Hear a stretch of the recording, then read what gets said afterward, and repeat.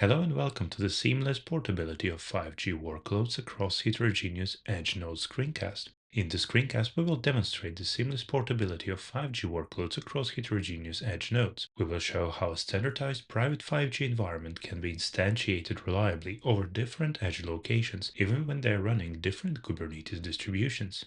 The primary challenge we are addressing is ensuring that complex 5G workloads can be seamlessly ported and distributed across various edge nodes with minimal service interruption. To solve this, we're utilizing the Silver compliant stack using OpenNebula as the infrastructure provider to automate the zero-touch provisioning of the specialized nodes. This allows us to abstract the underlying hardware and orchestrate the environment efficiently.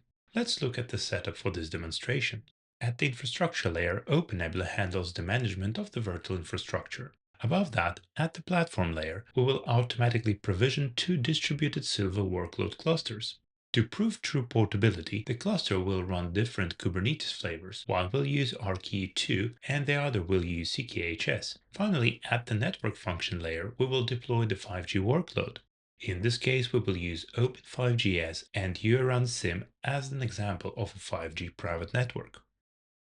In this demonstration, you will see the automated provisioning of these two distinct Kubernetes clusters. Once the infrastructure is ready, we will deploy the Open5GS private network workload on top of both the RKE2 and CKHS clusters. This setup will clearly illustrate how users can achieve a highly portable and distributed deployment of 5G edge nodes, ensuring that the 5G workloads operate flawlessly across different environments. Let's switch to the live environment. We start with the management cluster based on RKE2, which has just come online. Here we can see the cluster API resources that represented, including the one cluster and one machines objects, along with the cluster nodes themselves.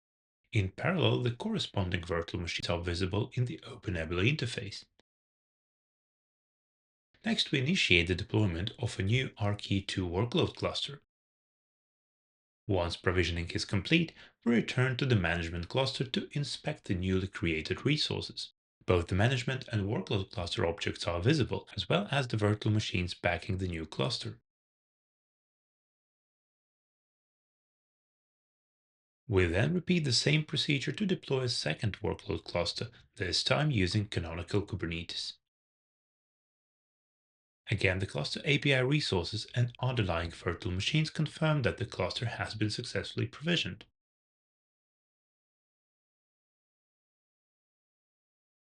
With both workload clusters ready, we connect to the RKE2 workload cluster to deploy Open5GS and URunSim.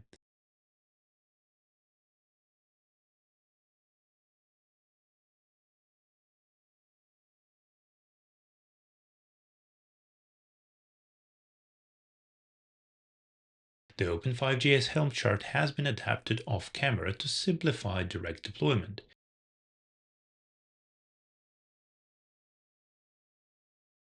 We begin by deploying the 5G core. The pods start spinning up until they reach a running state. Once the core is fully operational, we deploy URunSim. After confirming that all components are running, we validate UE connectivity by accessing the URunSim pod and checking connectivity through one of its tunnel interfaces.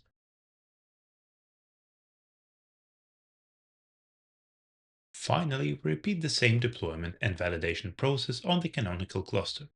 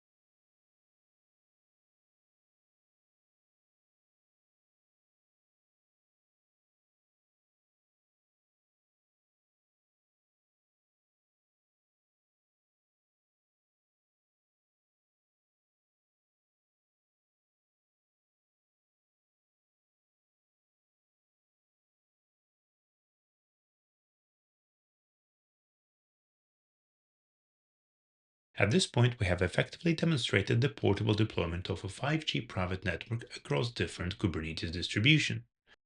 For more details on the Open5GS and year-end SIM steps, you can refer to the guide that's published on GitHub.